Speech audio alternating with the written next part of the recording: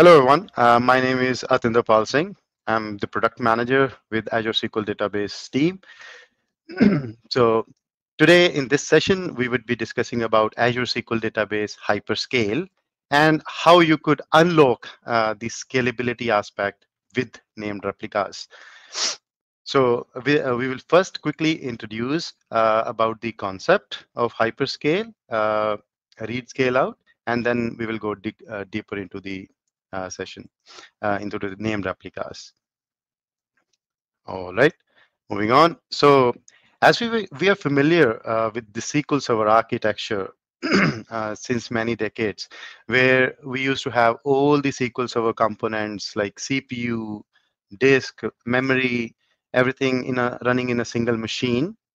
So same architecture that you see that is inherited in the cloud world as well.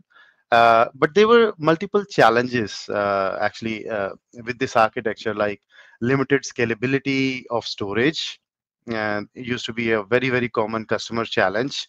And then the compute scalability aspect was complex, even in on-premises world and even in the cloud world. The scaling of the compute used to take very long time, even in the cloud world. And then scale up and down of the other resources, like because of the resource level limitation in the cloud world, a very common customer challenge. And then even another challenge was the transaction log size getting filled, transaction log getting filled, uh, right? So all these challenges actually let us, or to overcome these challenges, a cloud-born architecture known as hyperscale came into existence, right? So in this hyperscale architecture, it is just another Azure SQL database tier.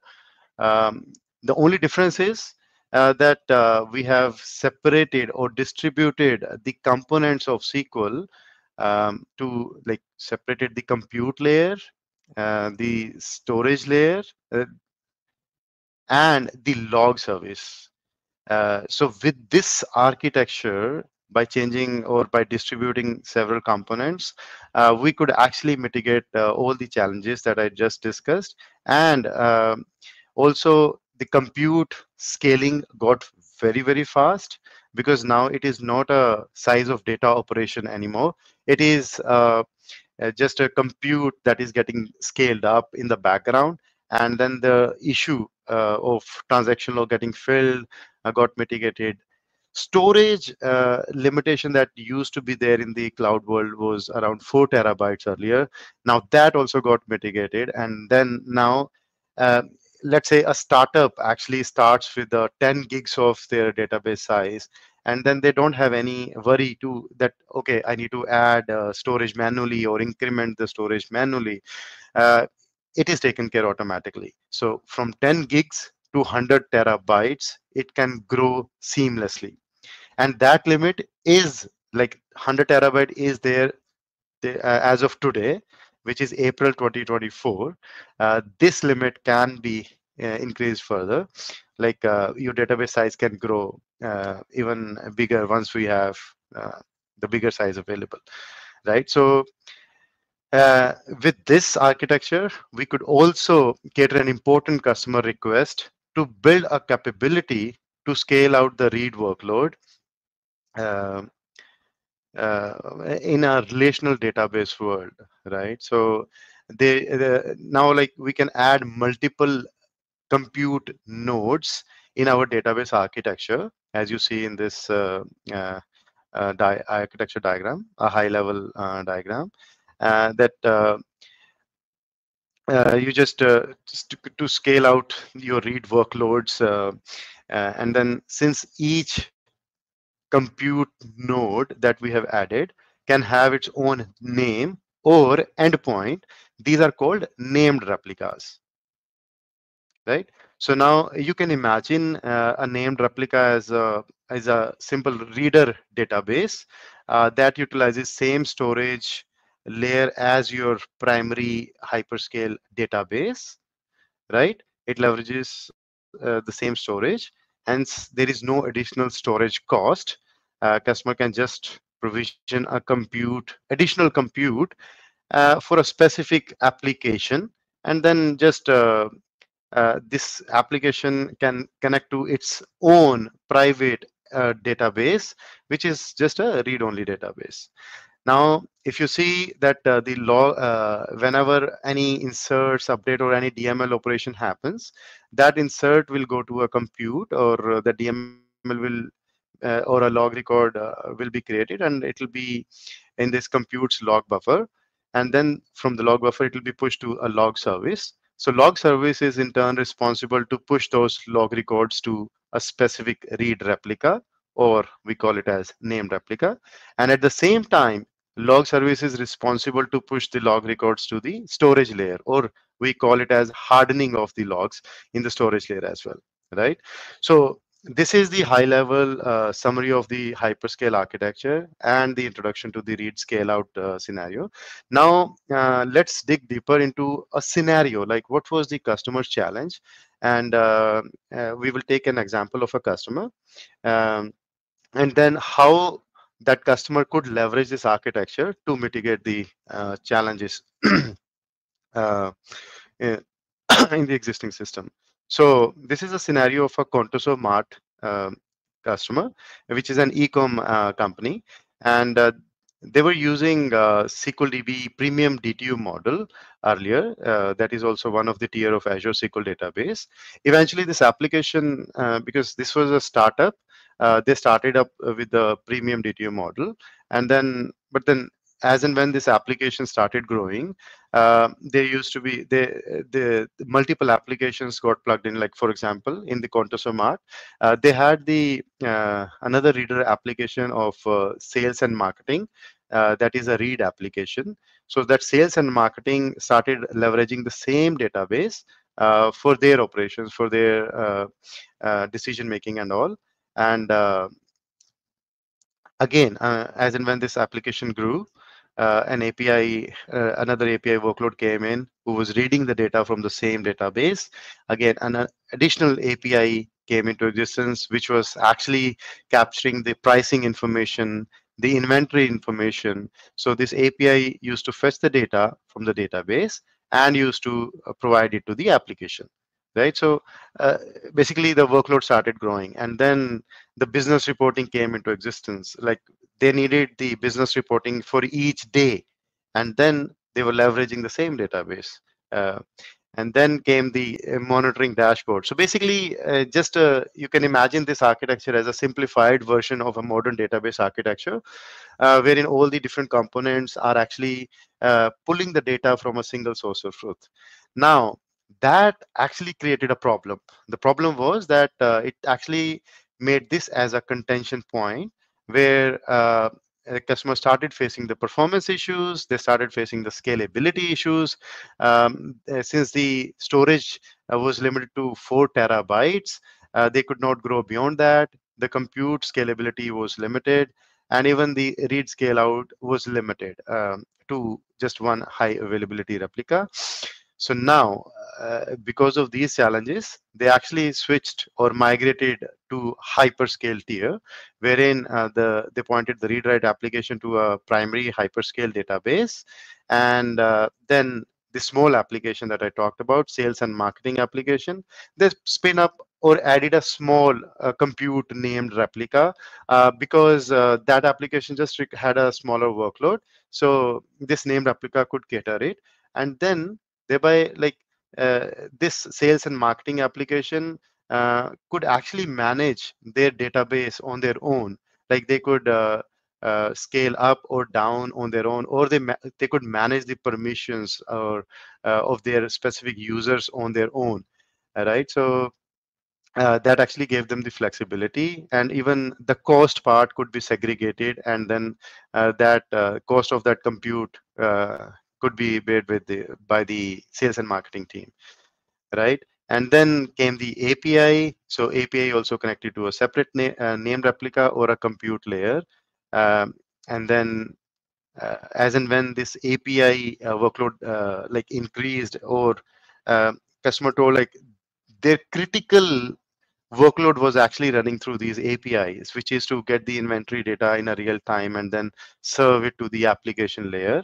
So as and when that multiple APIs came into existence, what they did is they added multiple HA replicas or high availability secondary replicas to their named replica. So basically only earlier it was only one named replica or a compute node that was serving the read traffic.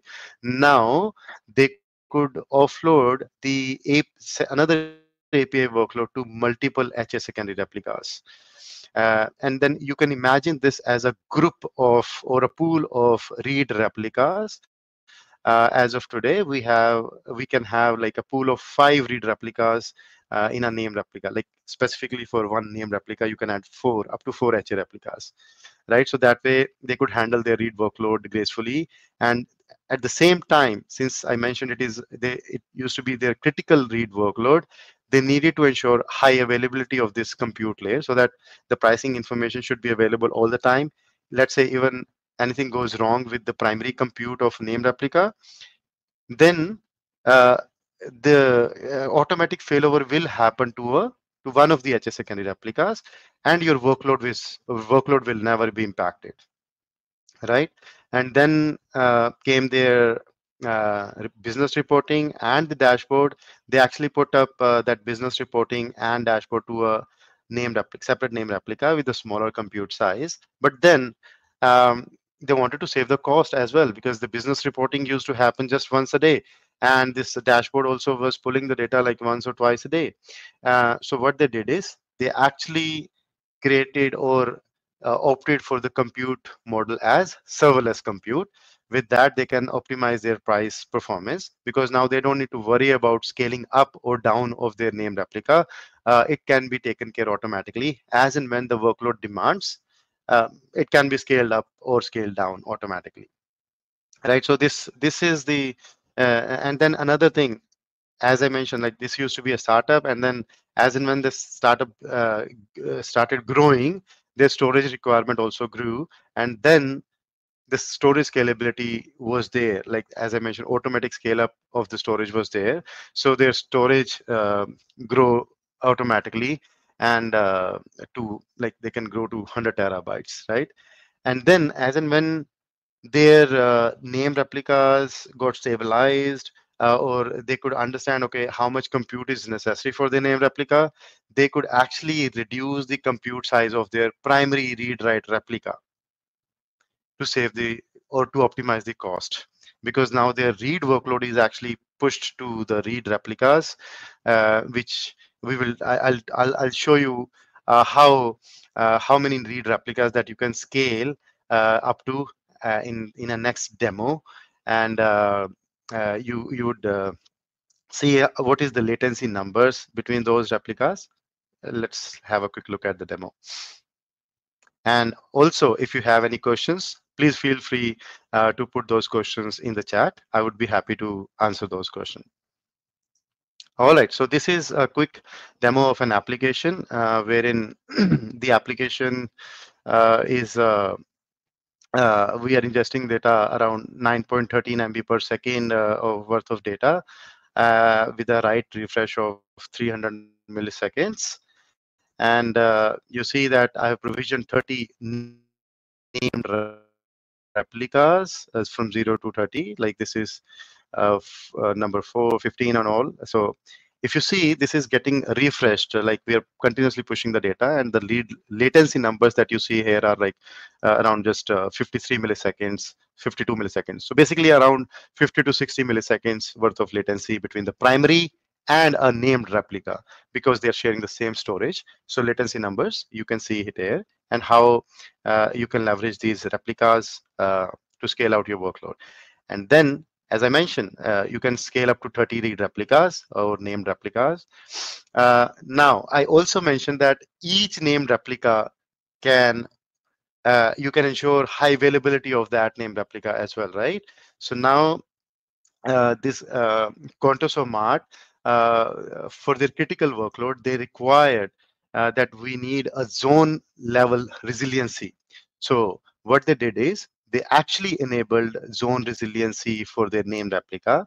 And to enable zone resiliency for your named replica, basically what does that mean is that you now have the capability to create a named replica in zone 1 and then add an HA replica that will be put in a different zone altogether, so that in case any zone level problem happens, then the high availability replica can pick it up and it can start serving the traffic.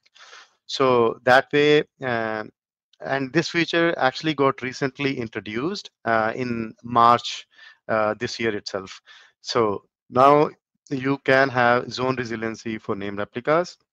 And again, one more advantage of this is, for example, how Contosomart got advantages that for their business reporting, right?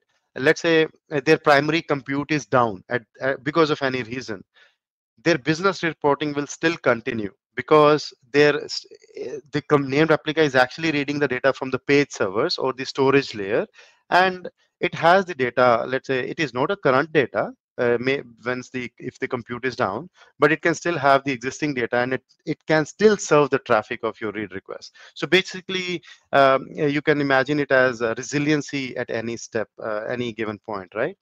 And then provisioning it is very simple.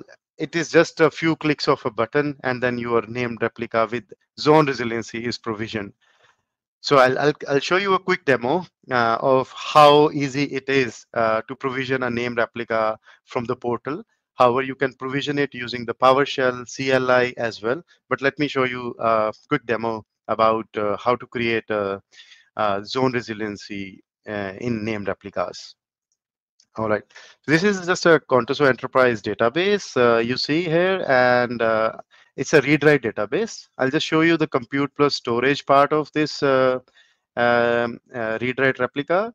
Basically, the requirement is that redundancy should be enabled on a primary read-write replica. If you see here, it is enabled. And then now it's time to provision a named replica for your existing hyperscale database. Click on create replica button and then choose a replica type as named replica, and then choose the appropriate name of your name replica.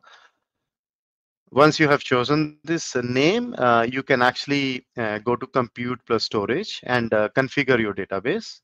In this configuration, you see you can choose the high availability replica to 1, or just click on yes to zone redundancy. One HA replica is added, and the cost is also added for one HA secondary replica. That's it. Your name replica is provisioned. You just need to click on apply, create, and your name replica is ready. So this is name replica with zone redundancy is available and is ready to be used. So provisioning is very, very quick. It hardly takes about 60 seconds to provision a name replica. All right, so now that we have understanding of how and, name replica can be provisioned, let's quickly look at the additional capabilities that you have with name replicas. Uh, the biggest advantage, I would say, it's license and cost, storage cost is not applicable to name replicas. That means that you just pay for the compute only, and that compute you can utilize for your variety of read workloads. And I'll give you one example where one of the customer who is using named replicas, they are even using it for the testing purposes. Let's say they are building up any new query, read query, instead of testing it on the production environment, because let's say they have tested on the test environment, but then they actually wanted to have a look and feel of or experience how it will work on the production. Now they don't need to run it on the primary or a production read write replica.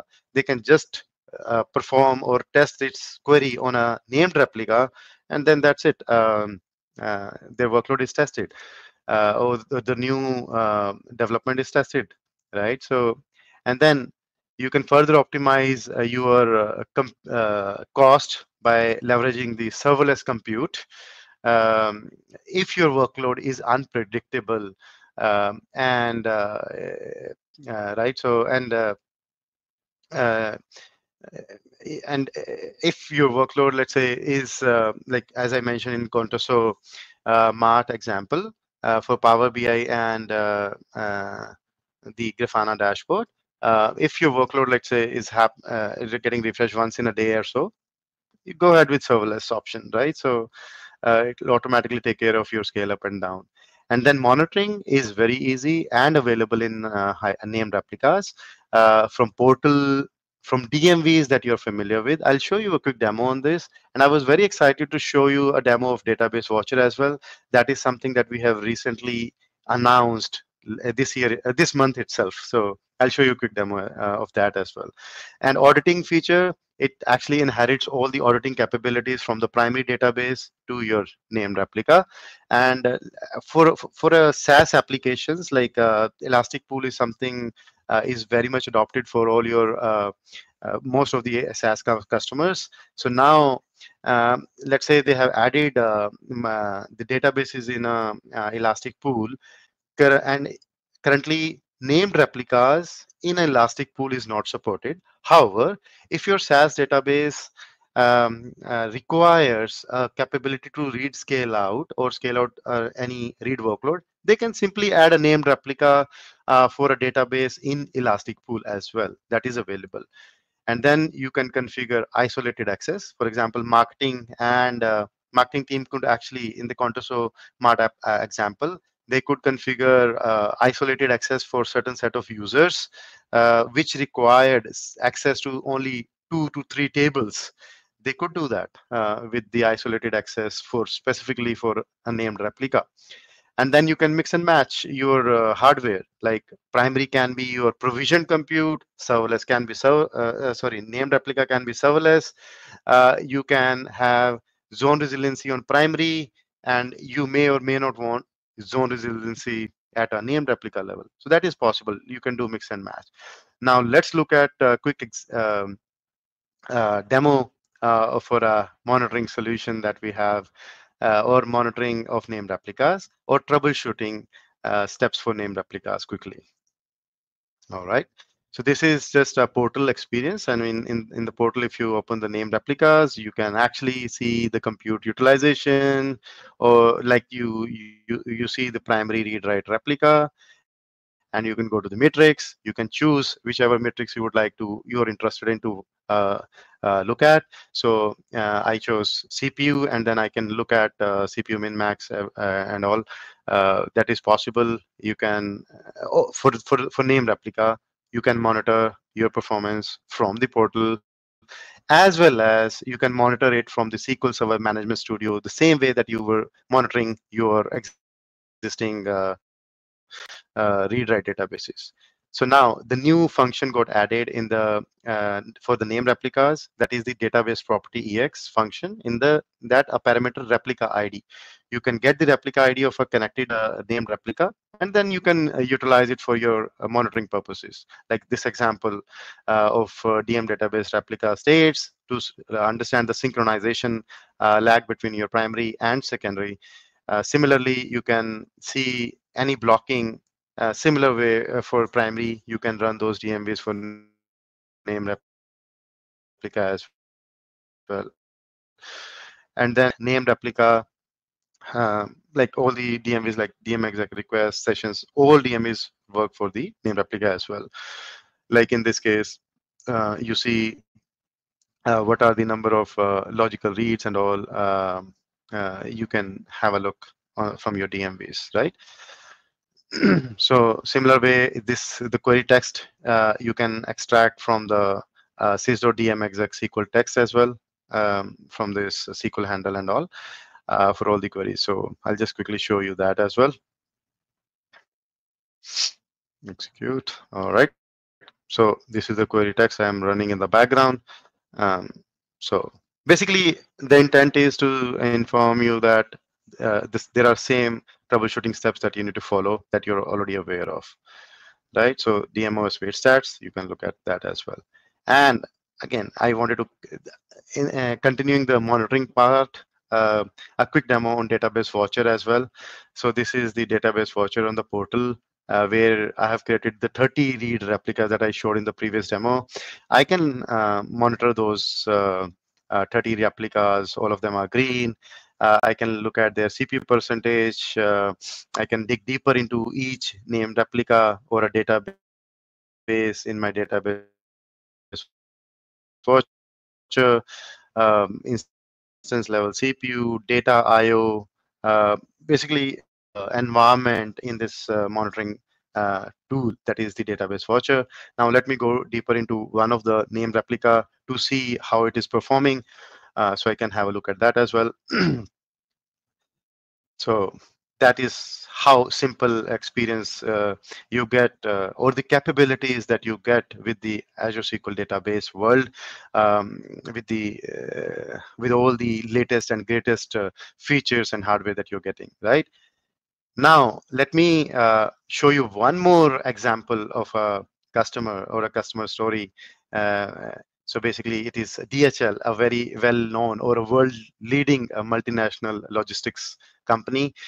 So they were actually having uh, a problem during their on-premises world. That is, they were bearing huge amount of cost for the provisioning that they had. So with hyperscale, they could actually mitigate that problem, uh, because as you are aware, that we have recently announced in December 15th of December last year, that there is no license cost for hyperscale database now. It is as good as, or it is, the cost can be compared with your open source databases now. So if it is a startup, hyperscale is the choice for the customers now. So the cost factor got mitigated, and then they didn't have the flexibility to innovate in the on-premises world.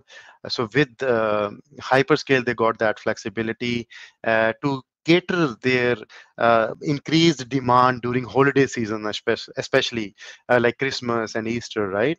They could add, or they have actually offloaded their complete shipment tracking workload to the named replicas. So as and when the increased demand demand increases, they can increase the compute as well.